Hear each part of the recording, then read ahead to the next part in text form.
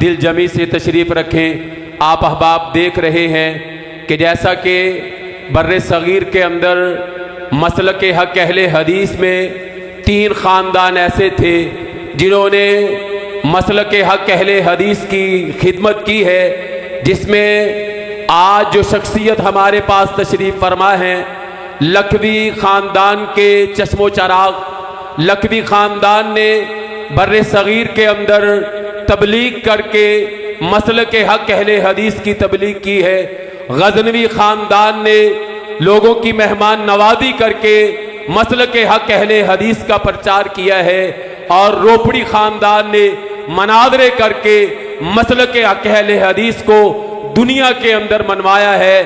آپ احباب کے سامنے تشریف فرما ہے عظیم سکالر، متکلم اسلام، پروفیسر ڈاکٹر حماد لکھوی صاحب حافظہ اللہ تعالی۔ ڈاکٹر صاحب کو پوری تحصیل سمندری کی مرکزی جمعیت اہل حدیث کی طرف سے، اہل حدیث یوتھ فورس کی طرف سے، اپنی انجمن اہل حدیث نہر بازار کی طرف سے آپ احباب پنڈال کے اندر کثیر و تعداد کے اندر تشریف فرما ہے۔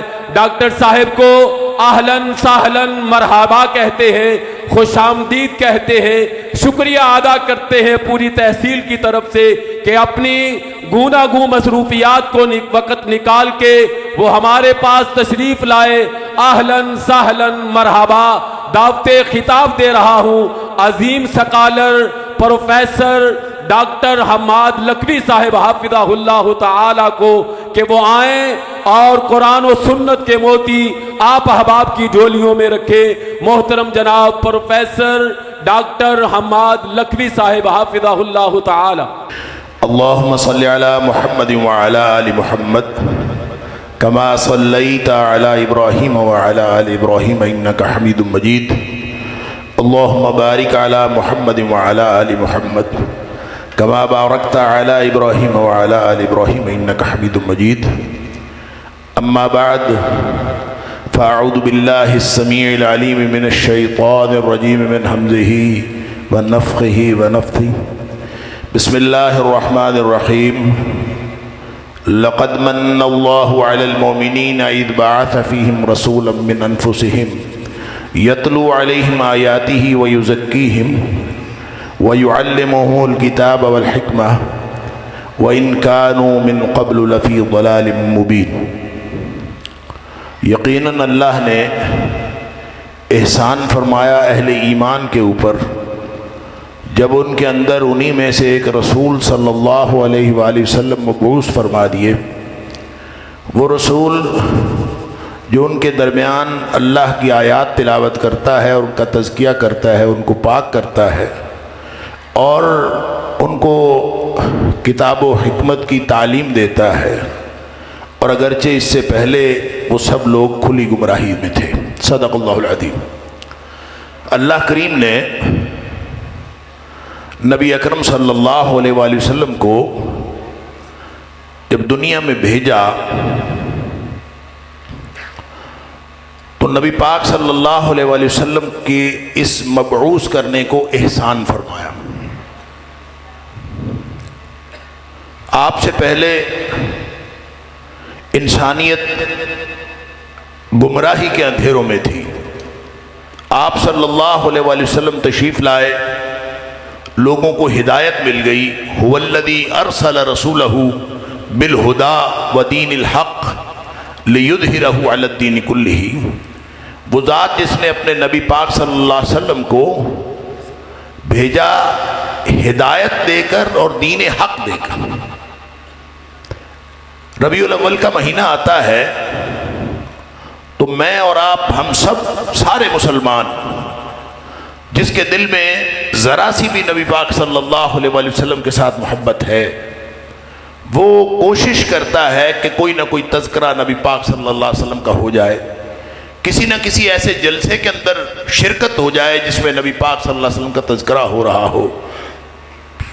آپ کے تذکرے کی محافل سجائی جاتی ہیں، جلسے ہوتے ہیں، گفتگویں ہوتی ہیں، تقریریں کانفرنسیں ہوتی ہیں، اور ایک پورا ماحول ایسے بنتا ہے جیسے ربیع الاول کا جو مہینہ ہے یہ گویا سیرت نبوی کا مہینہ ہے، اور سب لوگ نبی پاک صلی اللہ علیہ وسلم کی سیرت سے گویا ایک خاص قسم کا تعلق جو ہے اپنے اندر محسوس کرتے ہیں۔ یہ ربیع الاول کے مہینے کے اندر یہ سب کچھ ہوتا ہے۔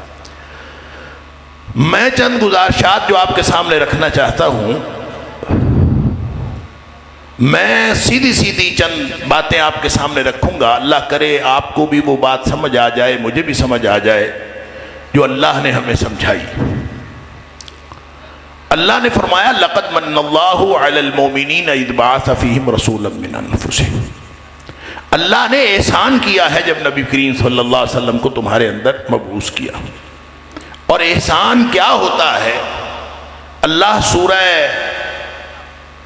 الرحمن کے اندر ایک سوال پوچھتا ہے، فَهَلْ جَزَاءُ الْإِحْسَانِ إِلَّا الْإِحْسَانِ، کیا احسان کا بدلہ احسان کے علاوہ بھی کچھ ہوتا ہے؟ گویا جب کوئی احسان کرتا ہے کسی پر تو اس کا بدلہ احسان کے علاوہ اور کوئی نہیں ہوتا ہے۔ تو یہ سوال ہم سب زبان قال سے اس کا جواب دے سکیں یا نہ دے سکیں، سارا زمانہ زبان حال سے جواب دیتا ہے کہ احسان کا بدلہ احسان کے علاوہ اور کچھ نہیں ہوتا۔ ہمارے اوپر کوئی تھوڑا سا احسان کر دے، ذرا سا احسان کر دے، تو ساری عمر ہم کہتے ہیں کہ اس کے سامنے میری نگاہیں نہیں اٹھتی، اس لیے کہ اس کا میرے اوپر احسان ہے، میں اس کے زیر بار ہوں، میں اس کے سامنے نگاہیں نہیں اٹھا سکتا، اس کا میرے اوپر احسان، میرا محسن ہے۔ اللہ کے بندو، اللہ نے کتنی نعمتیں عطا کی ہیں، گن سکتے نہیں۔ وَإِن تَعُدُّوا نِعْمَةَ اللَّهِ لَا تُحْصُوهَا، اللہ کے جتنے انعامات ہیں، انعام دو طرح کا ہوتا ہے، ایک انعام وہ ہوتا ہے جو لینے والے کا حق ہوتا ہے۔ لینے والا جب کوئی کارکردگی دکھاتا ہے، جب اس کی کوئی پرفارمنس ہوتی ہے یا کوئی ماقبل کا کوئی معاہدہ ہوتا ہے، تو اس کو اگر اس کا حق دے دیا جائے تو اس کو عدل کہتے ہیں۔ ہوتا یہ بھی انعام ہے لیکن اس کو عدل کہتے ہیں۔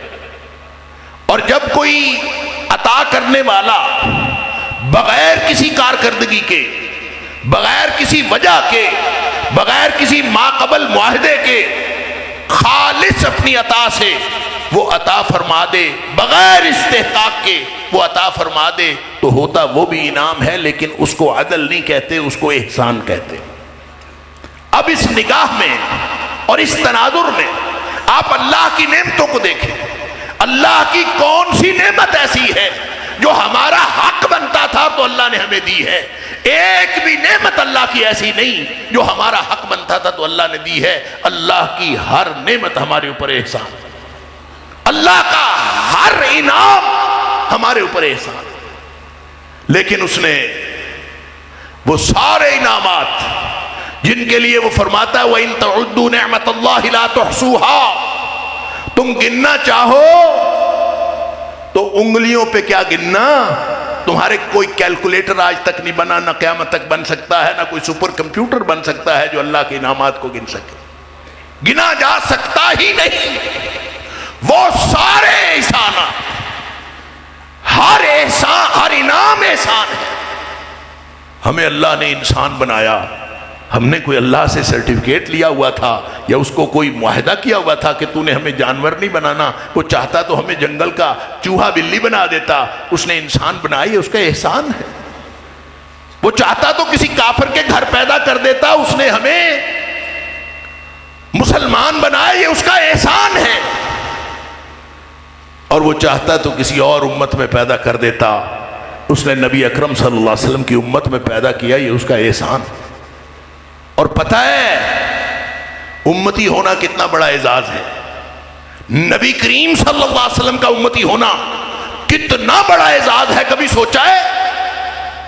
سنیے، نبی پاک صلی اللہ علیہ وسلم فرماتے ہیں، بخاری شریف کی حدیث ہے، آپ نے فرمایا کل امتی یدخلون الجنہ، میرا امتی ہونا اتنا بڑا اعزاز ہے کہ میرا ہر امتی جنتی ہے، ہر امتی جنتی ہے۔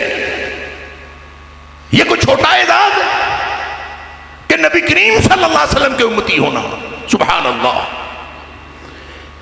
الا من ابا، ہر امتی جنتی ہے سوائے اس کے جو خود انکار کر دے۔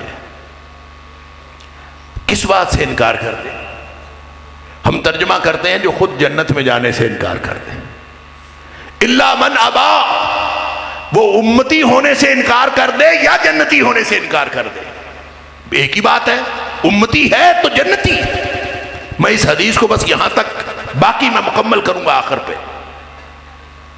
تو ہر انعام اللہ کا احسان ہے، لیکن اللہ نے جتلایا نہیں ہے، اللہ نے اس کو احسان نہیں کہا۔ اللہ نے احسان کہا ہے تو صرف نبی اکرم صلی اللہ علیہ وسلم کی تشریف آوری کو احسان فرمایا ہے۔ سورہ حجرات میں احسان کہا ہے کہ یمنون علیکم یمنون علیک اسلامہم، یہ اپنے اسلام لانے کا، ہم مسلمان ہیں، ہم مسلمان ہو گئے ہیں، اے نبی صلی اللہ علیہ وسلم یہ آپ کے اوپر احسان جتلاتے ہیں۔ قل لا تمنوا علی اسلامکم، اے حبیب صلی اللہ علیہ وسلم ان کو فرما دیجئے اپنے اسلام کا احسان ہمارے اوپر نہ کریں۔ بل اللہ یمن علیکم ان ہداکم للایمان، احسان تو اللہ نے آپ پر کیا ہے کہ آپ کو ایمان کی طرف ہدایت دی ہے، اور ہدایت کیسے دی ہے؟ هو الذی ارسل رسولہ بالہدی ودین الحق، ہدایت کے لیے نبی اکرم صلی اللہ علیہ وسلم کو بھیجا ہے۔ گویا وہاں بھی جس چیز کو اللہ نے احسان کہا ہے وہ نبی اکرم صلی اللہ علیہ وسلم کی آمد کو احسان کہا۔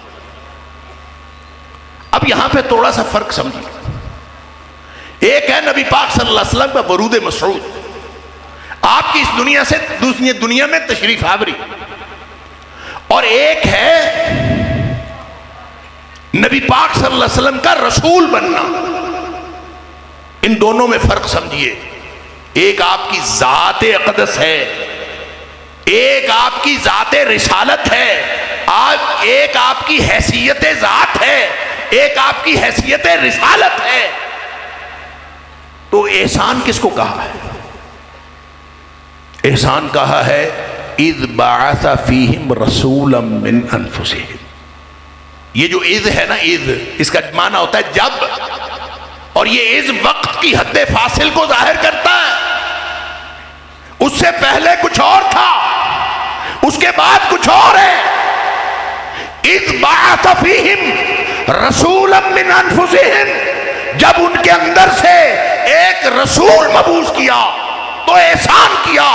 فرق سمجھیے، جو نبی پاک صلی اللہ علیہ وسلم کا ورود مسعود ہے، بابرکت ہے، دھرتی کو بڑی برکتیں ملی، اہل خانہ کو بڑی برکتیں ملی، عرب کو بڑی برکتیں ملی۔ نبی پاک صلی اللہ علیہ وسلم کا ورود مسعود بابرکت ہے، اس لیے کہ نبی اکرم صلی اللہ علیہ وآلہ وسلم اپنی ذات کے اعتبار سے بھی اللہ کے بعد ساری مخلوق میں سے افضل ہے، ذات کے اعتبار سے بھی افضل ہے۔ دو حدیثیں سن لیجیے۔ ایک دفعہ نبی پاک صلی اللہ علیہ وسلم کے چچا عباس وہ باہر سے کہیں سے آئے، راوی کہتا ہے کانہ سمع شیئا، جب وہ آئے تو ایسے تھا جو کوئی ناگوار بات سن کے آئے۔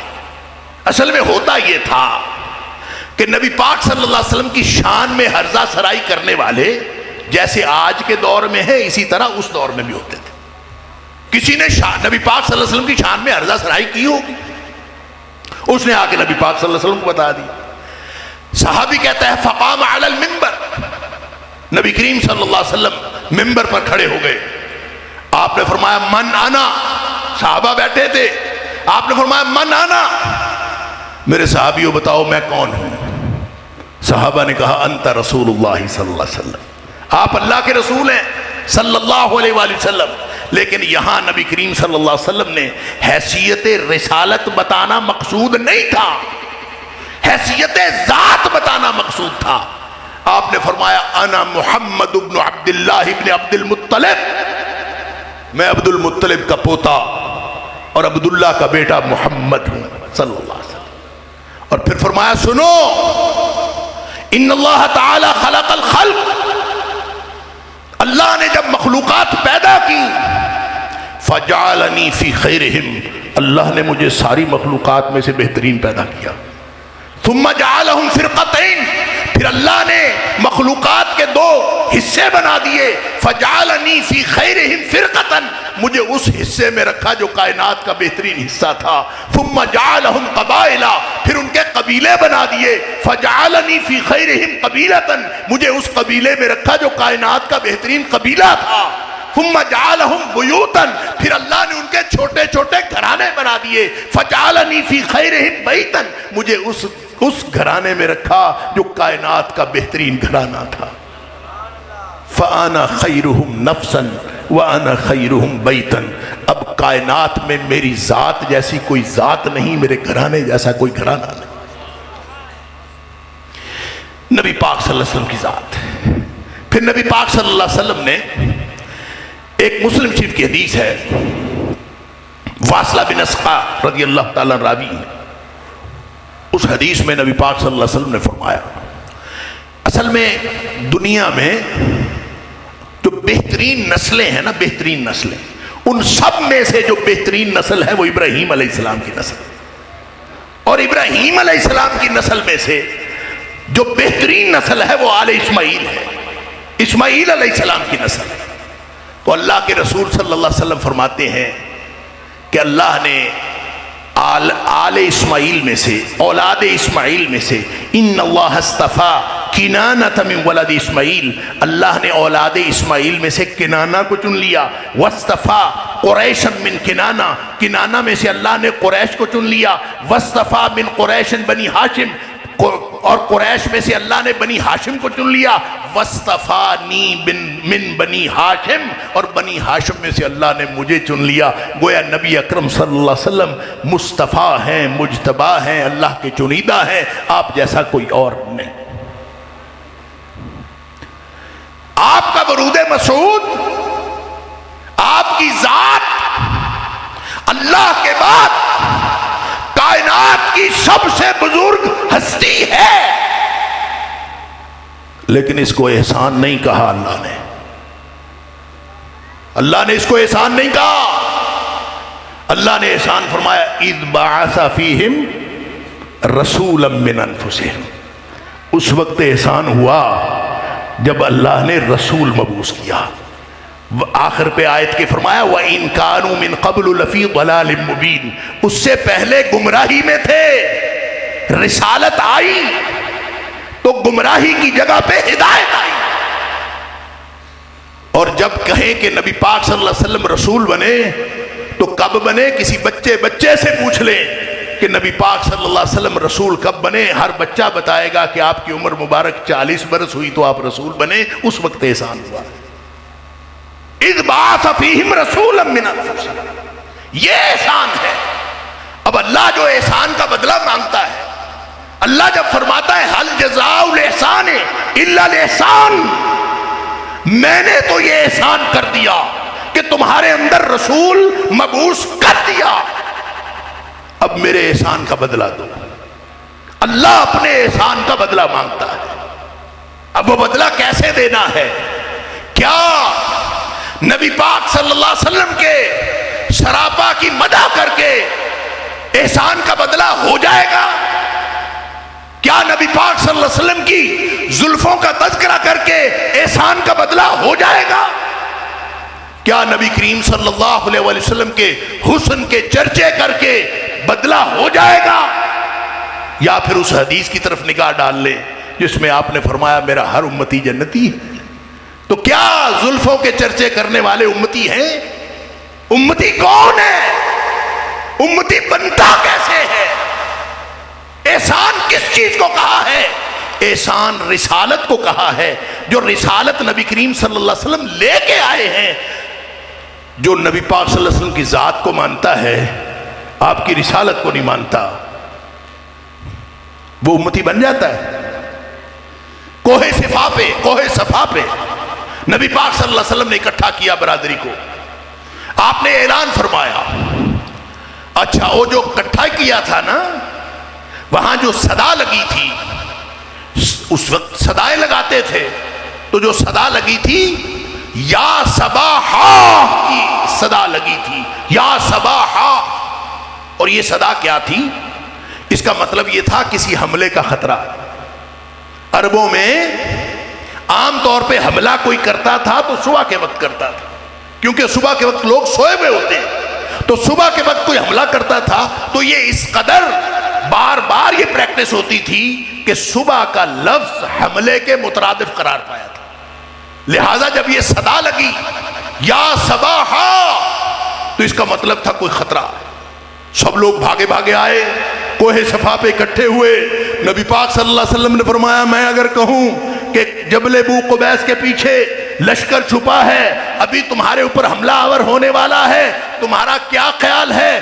سب نے کہا، ابو لہب نے بھی کہا، ابو جہل نے بھی کہا، سب نے کہا ہم مان جائیں گے، اس لیے کہ آپ نے پوری حیات طیبہ میں کبھی غلط بیانی نہیں کی۔ آپ جو فرما رہے ہیں یہ صحیح ہے، آپ جیسا کوئی ہے نہیں، آپ صادق بھی ہیں، آپ امین بھی ہیں، آپ سچے ہیں، ساری تعریفیں آپ کے لیے ہیں۔ یہ ابو لہب نے بھی کہا، ابو جہل نے بھی کہا۔ لیکن جب نبی پاک صلی اللہ علیہ وسلم نے فرمایا میں اس سے بڑے خطرے سے خبردار کرتا ہوں، اور وہ بڑا خطرہ جہنم کا خطرہ، اور آپ نے توحید کا پیغام پہنچایا، تو نہ جب آپ نے پیغام پہنچایا، رسالت بتائی، آپ کی ذات کا مسئلہ تھا تو ابو لہب نے بھی مانا، ابو جہل نے بھی مانا، اور جب آپ کی رسالت کی بات ہوئی نہ ابو لہب نے مانا نہ ابو جہل نے مانا، تو امتی بن گئے۔ ذات کو تو مانتے تھے، آپ کے حسن کے قائل تھے، آپ کی صداقت کے بھی قائل تھے، آپ کی امانت کے بھی قائل تھے، لیکن انہوں نے نبی پاک صلی اللہ علیہ وسلم کی رسالت کو نہیں مانا۔ اللہ جو احسان کا بدلہ مانگتا ہے، اللہ یہ چاہتا ہے کہ تم نبی کریم صلی اللہ علیہ وسلم کی رسالت کو مانو، اپنی زندگیاں اس کے سپرد کر دو۔ اگر یہ کر لو گے تو یہ احسان کا بدلہ ہے، اگر نہیں کرو گے تو اس کا مطلب ہے پھر تم امتی نہیں ہو۔ کل امتی یدخلون الجنہ، جس سے پوچھو میں اللہ کے رسول صلی اللہ علیہ وسلم کا امتی ہوں، جو بھی جیسے جتنا مرضی میرے جیسا گیا گزرا ہو، جس سے مرضی پوچھو وہ کہے گا ہاں میں تو امتی ہوں۔ اللہ کے رسول صلی اللہ علیہ وسلم فرماتے ہیں ہر امتی جنت میں جائے گا الا من ابا، جو انکار کر دے وہ نہیں جائے گا، باقی سارے جائے گا۔ بات اس دور کے ابو جہل اور ابو لہب کی نہیں، ہر دور کے ابو جہل اور ابو لہب کی بات سن لیجئے۔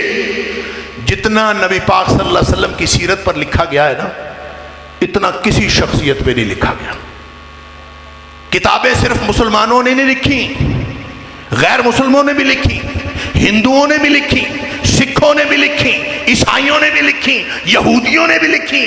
دنیا کا کوئی مذہب ایسا نہیں جس نے نبی پاک صلی اللہ علیہ وسلم کی سیرت پر لکھا ہو۔ لیکن سوال یہ ہے کہ جب وہ لکھتے ہیں، بلکہ ان میں سے آپ ایک کتاب لے لیجئے، مائیکل ہارٹ کی دی 100، اس نے 100 لوگوں کا تذکرہ کیا کہ تاریخ انسانی میں جو سب سے زیادہ مؤثر شخصیت ہے، ان 100 لوگوں کا نام لکھا تو پہلے نمبر پہ اس نے لکھا حضرت محمد صلی اللہ علیہ وسلم، وہ ہیں ہی پہلے نمبر پہ۔ اس کے اوپر بڑے چیلنجز آئے، ان کو لوگوں نے کہا کہ تم نہ کرو، یہ ایسا نہ کرو۔ وہ یہودی تھا، اس کو یہودیوں نے بھی روکا، اس کو عیسائیوں نے بھی روکا کہ یہ نہ لکھو۔ اس نے کہا میں نے جو میرٹ بنایا ہے، میں نے جو خصوصیات لکھی ہیں، میں نے جو معیار بنایا ہے، اس معیار کے اوپر پہلے نمبر پر آتے ہی نبی پاک صلی اللہ علیہ وسلم ہے، میں کیسے روکوں؟ لہٰذا میں پہلے نمبر پر وہی لکھوں گا۔ 100 تاریخ کی سب سے زیادہ مؤثر شخصیات پہلے نمبر پر اس نے نبی اکرم صلی اللہ علیہ وسلم کو لکھا۔ میں یہ سوال کرتا ہوں آپ سے اور اپنے آپ سے، کیا وہ مائیکل ہارٹ نبی پاک صلی اللہ علیہ وسلم کی اتنی تعریف کر کے وہ امتی بن گیا؟ کیوں؟ اس لیے امتی نہیں بنا کہ اس نے نبی پاک صلی اللہ علیہ وسلم کی ذات کو مانا ہے، اس نے آپ کی رسالت کو نہیں مانا۔ جو ذات کو مانتا ہے رسالت کو نہیں مانتا وہ امتی نہیں ہے۔ کیرن آرمسٹرانگ کا نام سنا ہوگا آپ نے، ایک عیسائیہ نن ہے، نن تھی بعد میں چھوڑ گئی، بہت ساری کتابیں لکھی، اس نے سیرت پہ 2 کتابیں لکھی۔ اس خاتون کے بارے میں تو لوگوں کا خیال ہے، ہمارے مسلمانوں کا خیال کہ وہ اسلام کی بڑی مخلصہ ہے، کہ مستشرقین نے جو دور جدید میں اعتراض اٹھائے اسلام پر، ان اعتراضات کا جواب اتنا مسلمانوں نے نہیں دیا جتنا کیرن آرمسٹرانگ نے دیا، لہذا لوگ اس کو اسلام کی مخلصہ کہتے ہیں۔ اور اس نے سیرت پر 2 کتابیں لکھی۔ اس نے پہلی کتاب لکھی محمد دا پروفٹ آف اسلام، 96 میں چھپی۔ پھر اس نے 10 سال بعد ایک اور اس کی کتاب چھپی 2006 میں، محمد دا پروفٹ آف آور ٹائم صلی اللہ علیہ وآلہ وسلم۔ آپ اندازہ کیجئے، سیرت پہ کتاب، عقیدت تو ہمیں ہو، جو عیسائیہ نن ہے اس کو نبی کریم صلی اللہ علیہ وسلم سے کیا عقیدت ہے؟ یہ ایک الگ موضوع ہے کہ اس نے کتابیں کیوں لکھی، اس کی وجہ کیا تھی، لیکن اس نے ساری نبی پاک صلی اللہ علیہ وسلم کی تعریف میں لکھی۔ کیا وہ امتی بن گئی؟ نہیں بنی۔ اس لیے نہیں بنی کہ وہ نبی کریم صلی اللہ علیہ وسلم کی ذات کی تو قائل ہے، آپ کی رسالت کی قائل نہیں ہے۔ اللہ فرماتا ہے اذ بعث فیہم رسولا من انفسہم، جب رسول مبعوث ہوئے ہیں یہ احسان ہوا ہے، اس احسان کا بدلہ دو گے تو امتی بن جاؤ گے۔ لہذا فرمایا کل امتی یدخلون الجنہ، سمجھ لیجئے حدیث، میرا ہر امتی جنتی ہے، الا من ابا، سوائے اس کے جس نے یہ انکار کر دیا۔ کیا انکار کر دیا؟ جنت میں جانے سے انکار کر دیا یا امتی ہونے سے انکار کر دیا؟ اللہ کے رسول بھلا کوئی امتی ہونے سے بھی انکار کرتا ہے؟ من یابا یا رسول اللہ صلی اللہ علیہ وسلم، اللہ کے رسول بھلا جس سے مرضی پوچھو وہ تو امتی ہے، جس سے مرضی پوچھو وہ تو جنت کی امید لگائے بیٹھا ہے۔ من یابا یا رسول اللہ صلی اللہ علیہ وسلم، اللہ کے رسول انکار کون کرتا ہے؟ آپ نے فرمایا سن لو، من اطاعنی فدخل الجنہ، جس نے میری بات مان لی وہ جنت میں چلا گیا، جس نے میری بات نہیں مانی وہ من عصانی، جس نے میری بات نہیں مانی فقد ابا، وہ ایسے ہی ہے جیسے اس نے انکار کر دیا، چاہے امتی ہونے سے انکار کیا چاہے جنتی ہونے سے انکار کیا۔ بات نبی پاک صلی اللہ علیہ وسلم کی نہیں مانتا، اس ہدایت کو نہیں مانتا، وَإِن كَانُوا مِن قَبْلُ لَفِي ضَلَالٍ مُبِينٍ، اس سے پہلے کھلی گمراہی تھی، آپ کی رسالت آئی، اس کے بعد ہدایت آئی۔ اور اگر کوئی شخص نبی پاک صلی اللہ علیہ وسلم کی رسالت کو نہیں مانتا تو اس کا مطلب ہے وہ ہدایت کو نہیں مانتا، وہ گمراہی کو مانتا۔ یہ ہے مسئلہ۔ اللہ اکبر۔ سن لیجئے، نبی کریم صلی اللہ علیہ وسلم نے فرمایا، جب حضرت حذیفہ بن یمان رضی اللہ تعالیٰ نے پوچھا تھا نا اللہ کے رسول صلی اللہ علیہ وسلم، کیا خیر کے بعد شر بھی ہے؟ کوئی شر کا دور ہے؟ آپ نے فرمایا ہے۔ کیا اس کے بعد کوئی خیر کا دور ہے؟ فرمایا ہے خیر کا دور، فیہ دخن، خیر کا دور تو ہے لیکن اس میں ایک دھوکہ ہے، ایک دھواں ہے، ایک دھندلکا ہے، ایک پیچیدگی ہے، ایک ابہام ہے، ایک کنفیوژن ہے۔ اللہ کے رسول صلی اللہ علیہ وسلم دور خیر کا ہے تو کنفیوژن کیسی، دھوکہ کیسا، دھندلکا کیسا، دھواں کیسا، ابہام کیسا، پیچیدگی کیسی؟ وما دخنہ یا رسول اللہ صلی اللہ علیہ وسلم، جب دور خیر کا ہے تو اس میں مسئلہ کیا ہے؟ فرمایا سنو، پیچیدگی یہ ہے، ائمۃ یہدون، پیشوا پیشوائی کر رہے ہوں گے، اللہ اکبر، مقرر تقریریں کر رہے ہوں گے، ہدایت کا کام جاری ہوگا، لوگ کانفرنسیں بھی کر رہے ہوں گے، لوگوں کو دین بتا رہے ہوں گے، ائمۃ یہدون، سارے معاملات جاری ہوں گے بغیر ہدی، لیکن وہ جو ہدایت پہنچا رہے ہوں گے وہ میری لائی ہوئی ہدایت نہیں ہوگی۔ اللہ اکبر۔ یہ تو اس دور کی بات ہے جو دخن والا خیر ہے۔ اب مجھے نہیں پتا کہ ہم دخن والے خیر میں ہیں یا اس کے بعد آنے والے شر میں ہیں، کیونکہ نبی پاک صلی اللہ علیہ وسلم نے فرمایا تھا جو اس کے بعد آنے والا شر کا دور ہے اس کی تو نشانی یہ ہے کہ دعاتن الی ابواب جہنم، لوگ جہنم کے دروازوں کی طرف بلا رہے ہوں گے. من اجابہم الیہا، جو بھی ان کی دعوت کو قبول کریں گے، قذفوہ فیہا، وہ ان کو جہنم میں پھینک دیں گے. تو بچے گا کون؟ جو مدینے والے کی ہدایت کو مانے گا، مدینے والے کی ہدایت. اور سن لیجئے نبی پاک صلی اللہ علیہ وسلم مسلم شریف کی حدیث ہے، آپ نے فرمایا والذی نفس محمد بیدہ، اس ذات کی قسم جس کے ہاتھ میں محمد کریم صلی اللہ علیہ وسلم کی جان ہے، لا یسمع بی احد من ہذہ الامہ یہودی ولا نصرانی، جس کے کان میں یہ بات پڑ گئی کہ نبی پاک صلی اللہ علیہ وسلم تشریف لے آئے ہیں، آخری رسول تشریف لے آئے ہیں، جس کے کان میں یہ بات پڑ گئی، اللہ اکبر، چاہے وہ یہودی ہو چاہے وہ عیسائی ہو. کیا مطلب؟ یہودی اور عیسائی بھی نبی کریم صلی اللہ علیہ وسلم کی امت دعوت ہیں، امت اجابت تو نہیں ہے. امت اجابت تو وہ ہوگا جس نے نبی کریم صلی اللہ علیہ وسلم کی بات مانی ہوگی.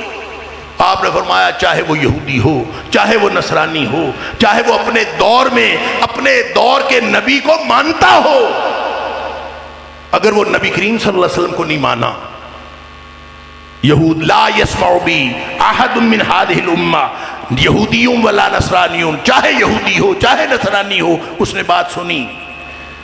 ثم یموت یوم یموت، پھر جس دن اس کی موت آئی مر گیا. ولم یؤمن بما ارسلت بہ، جو رسالت میں لے کے آیا ہوں، جو پیغام میں لے کے آیا ہوں، جو قرآن میں لے کے آیا ہوں، جو ہدایت میں لے کے آیا ہوں، اس پر ایمان اس کا نہیں تھا اور وہ مر گیا. الا حرم اللہ علیہ الجنہ، اس کے اوپر اللہ نے جنت حرام کر دی. اللہ اکبر. لہذا سن لیجئے، شفاعتوں کا، نبی پاک صلی اللہ علیہ وسلم کی شفاعت کی تو بڑی امید ہے. آپ کی شفاعت کا تذکرہ بھی سن لیجئے. 2 حدیثیں عرض کر کے بات مکمل کر رہا ہوں. نبی کریم صلی اللہ علیہ وسلم کی شفاعت کا تذکرہ بھی سن لیجئے. نبی کریم صلی اللہ علیہ وسلم نے فرمایا، لمبی حدیث ہے بخاری مسلم میں، کہ جب شفاعت کا موقع ہوگا لوگ آدم علیہ السلام کے پاس جائیں گے، لگتا یوں ہے جنت جہنم کا فیصلہ ہو چکا ہوگا، لوگ شفاعت کے لیے ڈھونڈ رہے ہوں گے، نبی پاک صلی اللہ علیہ وسلم کے پاس آئیں گے، اللہ کے رسول صلی اللہ علیہ وسلم شفاعت کیجئے. آپ نے فرمایا میں سجدے میں گر جاؤں گا، اللہ کی حمد و ثنا کروں گا، جب تک اللہ چاہے گا میں سجدے میں پڑا رہوں گا. اللہ مجھے حکم فرمائیں گے، اذن فرمائیں گے، شفاعت کی اجازت ملے گی. اللہ فرمائیں گے اٹھو میرے حبیب صلی اللہ علیہ وسلم، مانگو کیا مانگتے. آپ فرماتے ہیں میں کہوں گا کہ اللہ میری امت جہنم میں جل رہی ہے، ان کو جہنم میں سے نکال کے جنت میں ڈال دے. نبی کریم صلی اللہ علیہ وسلم فرماتے ہیں اللہ میرے لیے ایک نشانی مقرر کر دیں گے کہ تو جا اس نشانی کے سارے لوگوں کو جہنم سے نکال کے جنت میں ڈال دے. نبی کریم صلی اللہ علیہ وسلم فرماتے ہیں میں جاؤں گا، جا کے اس نشانی کے لوگوں کو جہنم سے نکال کے جنت میں ڈال دوں گا. ابھی بھی میری بہت ساری امت جہنم میں رہ جائے گی. میں دوبارہ آ کے پھر سجدے میں گروں گا، پھر اللہ کی حمد و ثنا کروں گا، پھر دوسری دفعہ پھر اذن ملے گا، میں پھر عرض کروں گا اللہ میری امت جہنم میں جل رہی ہے، نکال کے جنت میں ڈال دے. اللہ تعالیٰ پھر ایک چھوٹی نشانی مقرر کر دیں گے کہ جا اس طرح کے لوگوں کو بھی جہنم سے نکال اور جنت میں ڈال. نبی کریم صلی اللہ علیہ وسلم فرماتے ہیں میرٹ کم ہو گیا، میرٹ لو ہو گیا، تو چلے ان لو میرٹ کے لوگوں کو بھی میں ان کو بھی نکالوں گا، جنت میں ڈال دوں گا. ابھی بھی میری بہت ساری امت جہنم میں رہ جائے گی. فرمایا میں تیسری دفعہ پھر اللہ کے سامنے سجدے میں گروں گا، پھر اللہ سے دعائیں کروں گا، حکم ہوگا، اذن ہوگا، مانگو کیا مانگتے ہو. اللہ میری امت جہنم میں جل رہی ہے، نکال کے جنت میں ڈال دے. اللہ تعالیٰ اتنا چھوٹا میرٹ کر دیں گے. نبی پاک صلی اللہ علیہ وسلم فرماتے ہیں اتنی چھوٹی نشانی اللہ میرے لیے مقرر کریں گے کہ مجھے لگے گا کہ اب تو میں اپنی ساری امت کو نکال لوں گا. اللہ اکبر. اتنا لو میرٹ ہو گیا. نبی پاک صلی اللہ علیہ وسلم کی شفاعت سے فرمایا میں جاؤں گا اس نشانی کے لوگوں کو بھی جہنم سے نکال کر جنت میں ڈال دوں گا. ابھی بھی بہت سارے لوگ جہنم میں رہ جائیں گے اور یہ وہ رہ جائیں گے. اللہ اکبر. فرمایا لا یبقى فی النار الا من قد حبسہ القرآن، اب جہنم میں صرف وہ رہ جائے گا جن کو قرآن روک لے گا کہ یہ میرے مجرم ہیں، ان کو آپ کی شفاعت فائدہ نہیں دے سکتی۔ قرآن کے مجرم وہ پھر بھی جہنم میں رہ جائیں گے۔ نبی پاک صلی اللہ علیہ وسلم کی 3 مرتبہ سفارش کے باوجود وہ پھر بھی جہنم میں رہ جائیں گے۔ اور نبی کریم صلی اللہ علیہ وسلم نے فرمایا جو میری 3 دفعہ شفاعت کے باوجود قرآن کا مجرم ہونے کی وجہ سے جہنم میں رہ گیا، ای وجب علیہ خلود، اس کے اوپر جہنم کی ہمیشگی واجب ہو گئی، یہ کبھی جہنم سے نہیں نکل سکتا۔ اللہ اکبر۔ نبی پاک صلی اللہ علیہ وسلم کو، آپ کی رسالت کو، آپ کی لائی ہوئی کتاب کو، آپ کی لائی ہوئی ہدایت کو اپنی زندگی میں داخل کرنا، یہ احسان کا بدلہ ہے۔ اللہ احسان کا بدلہ مانگتا ہے۔ اور آخری حدیث سن لیجئے، جگر تھام کے بیٹھیے، مجھ سے تو اس حدیث کا ترجمہ ہی نہیں ہوتا۔ اللہ اکبر۔ نبی پاک صلی اللہ علیہ وسلم فرمایا اللہ، اور میرے امتیوں سن لو، انی فرطکم علی الحوض، میں تمہارا فرط بن کے حوض کوثر پہ جا رہا ہوں۔ اور فرط وہ ہوتا ہے جب کسی قافلے نے چلنا ہوتا تھا، عرب میں قافلے چلتے تھے، تو کسی قافلے نے چلنا ہوتا تھا تو جس نے جو ایک شخص پہلے بھیج دیا جاتا تھا، پیش رو جو پہلے جاتا تھا، وہ جا کے انتظام کرتا تھا کہاں قافلہ پڑاؤ کرے گا، کہاں قافلہ بیٹھے گا، کہاں سے پانی لے گا، کہاں سے ایندھن لے گا، جو سارے انتظام کرنے کے لیے پہلے جاتا تھا، اس کو عربی میں فرط کہتے۔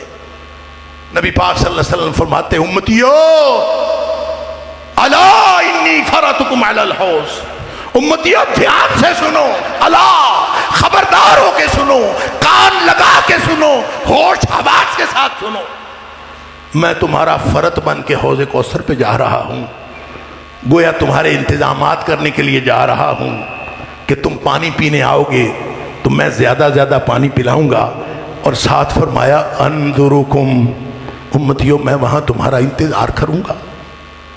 اللہ اکبر۔ نبی اکرم صلی اللہ علیہ وسلم فرما رہے ہیں کہ میں تمہارا انتظار کروں گا۔ وَإِنِّي مُكَاثِرٌ بِكُمُ الْأُمَمْ، جب تم زیادہ زیادہ تعداد میں آؤ گے نا تو میں دوسری امتوں پہ فخر کروں گا، دیکھیں میری امت آ رہی۔ سبحان اللہ۔ اللہ ہم سب کو حوض کوثر کا پانی نصیب فرمائے۔ لیکن نبی پاک صلی اللہ علیہ وسلم، ایک صحابی پوچھتا ہے، اب میں دوسری حدیث درمیان میں شامل کر رہا ہوں، ایک صحابی پوچھتا ہے اللہ کے رسول صلی اللہ علیہ وسلم، سارے نبیوں کی امتیں ہوں گی، آدم علیہ السلام سے لے کر عیسیٰ علیہ السلام تک کی بھی امتیں وہاں ہوں گی، آپ کیسے پہچانیں گے کہ یہ میری امت ہے؟ آپ کو کیسے پتا چلے گا کہ یہ میری امت ہے؟ آپ نے فرمایا میری امت میں ایک نشانی ہوگی جو کسی اور میں نہیں ہوگی، غرم محجلین من آثار الوضو، میری امت کے 5 اعضائے وضو جو 5 وقت روزانہ دھلتے تھے، چہرہ، دونوں ہاتھ اور دونوں پاؤں، وہ قیامت والے دن روشن ہوں گے، میں اس سے پہچان لوں گا میری امت ہے۔ اللہ اکبر۔ اب سن لیجئے، اندازہ کر لیجئے کہ جو نماز نہیں پڑھتے، جن کے اعضائے وضو نہیں دھلتے، وہ تو نبی پاک صلی اللہ علیہ وسلم کی امت سے ویسے گئے، وہ تو ویسے گئے، نہ ان کے اعضائے وضو دھلیں، نہ وہ قیامت والے دن روشن ہو، نہ وہ نبی کریم صلی اللہ علیہ وسلم کے امت میں شمار ہوں، وہ تو ویسے ہی گئے۔ اب رہ گئے وہ جو نمازیں پڑھتے۔ اللہ اکبر۔ نبی کریم صلی اللہ علیہ وسلم فرماتے ہیں ایک گروہ آئے گا، فرشتے ان کو روک لیں گے۔ ایک حدیث میں آتا ہے حَتَّى إِذَا عَرَفْتُهُمْ وَيَعْرِفُونَنِي، میں ان کو پہچان لوں گا، وہ مجھے پہچان لیں گے۔ تو نبی پاک صلی اللہ علیہ وسلم نے پہچاننا کیسے ہے؟ اعضائے وضو کے روشن ہونے سے، گویا نماز تو وہ پڑھتے ہوں گے تو نشانی ہوگی، آپ پہچان لیں گے حتی اذا عرفتہم ویعرفوننی، میں ان کو پہچان لوں گا، وہ مجھے پہچان لیں گے۔ فرشتے روک لیں گے، اللہ کے رسول صلی اللہ علیہ وسلم یہ آپ کی امت نہیں ہے، میں کہوں گا میری امت ہے، اس میں نشانی ہے، یہ میری امت ہے، فرشتے کہیں گے آپ کی امت نہیں۔ اس بحث کا نتیجہ یہ نکلے گا، نبی پاک صلی اللہ علیہ وسلم فرماتے ہیں فرشتے مجھے کہیں گے اللہ کے رسول صلی اللہ علیہ وسلم انک لا تدری ما احدثوا بعدک، آپ کو پتہ نہیں ہے کہ آپ کے دنیا سے تشریف لے جانے کے بعد انہوں نے دین میں کتنی تبدیلیاں کر لی تھی۔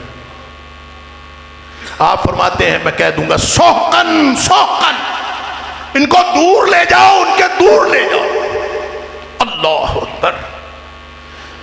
اب وہ حدیث مکمل کر لیجئے، الا انی فرطکم علی الحوض، امتیوں میں تمہارا فرط بن کے حوض کوثر پہ جا رہا ہوں، میں وہاں تمہارا انتظار کروں گا۔ وانی مکاثر بکم الامم، جب تم زیادہ زیادہ تعداد میں میرے پاس آؤ گے تو میں فخر کروں گا۔ اللہ اکبر۔ فرمایا فلا تسودوا بوجہی، دیکھنا قیامت والے دن میری رسوائی نہ کرا دینا۔ اللہ کے رسول صلی اللہ علیہ وسلم اپنی عزت کی دہائی دیتے ہیں، فلا تسودوا بوجہی، مجھ سے ترجمہ نہیں ہوتا ان الفاظ کا، کسی عالم سے پوچھ لیجئے گا۔ اللہ کے رسول صلی اللہ علیہ وسلم اپنی عزت کی دہائی دے رہے ہیں، هل جزاء الاحسان الا الاحسان، اللہ نے تمہارے اوپر احسان کیا ہے، اللہ اپنے احسان کا بدلہ مانگتا ہے۔ امتی بننا ہے تو تن من دھن اللہ کے رسول صلی اللہ علیہ وسلم کی لائی ہوئی رسالت پر قربان کرنا ہوگا، وگرنہ پھر خاطر جمع رکھیے باقی لوگ اللہ کے رسول صلی اللہ علیہ وسلم کی امت نہیں ہوں گے۔ اللہ مجھے اور آپ کو سچا امتی بنائے۔ باخر دعوانا الحمدللہ۔ سر جی صرف 5 منٹ ڈاکٹر صاحب، 5 منٹ۔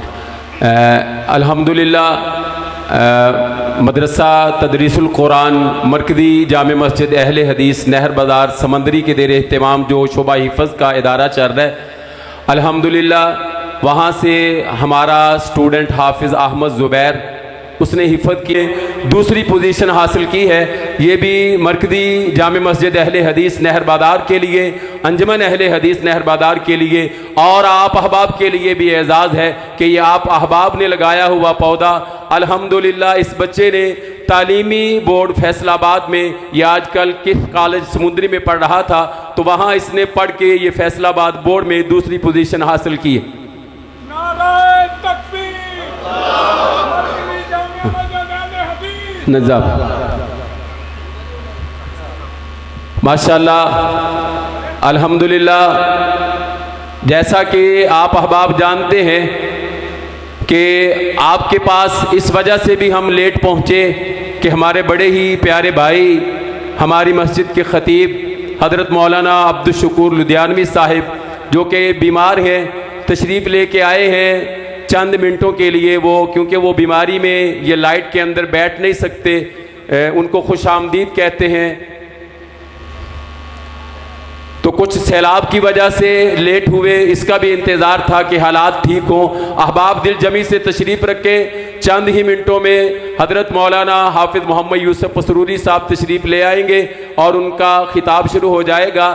میں آپ جتنے بھی احباب تشریف لے کے آئے ہیں پوری تحصیل سے، اگر گوجرا روڈ سے ایک ایک گاؤں کا نام لوں، 143 222 کوہالہ، 227 224 25 531 47 کھتراواں، گوجرا شہر 366 گھنیا، ایک ایک گاؤں، پھر ادھر رجانہ روڈ سے 202 209 79 80 47 45 46 اور ایسے ہی 451 روپڑیا، ریمیشا، ایسے ہی 177 ماری ٹاری، مامو کانجن مدرسہ، اوڈا والا مدرسہ، مرکز الفتح، تاندلیاں والا، کثیر تعداد میں آپ احباب، جہاں جہاں بھی ہم آپ احباب کے پاس گئے، آپ تشریف لے کے آئے ہیں، دل کی عطا گہرائیوں سے اپنی انجمن اہل حدیث نہر بازار سمندری کی طرف سے آپ کو دل کی عطا گہرائیوں سے آپ کا شکریہ ادا کرتے ہیں، آپ کو دل کے ساتھ سلام پیش کرتے ہیں کہ جس محبت سے آپ تشریف لے کے آئے اور آج کی اس کانفرنس کو آپ نے رونق بخشی۔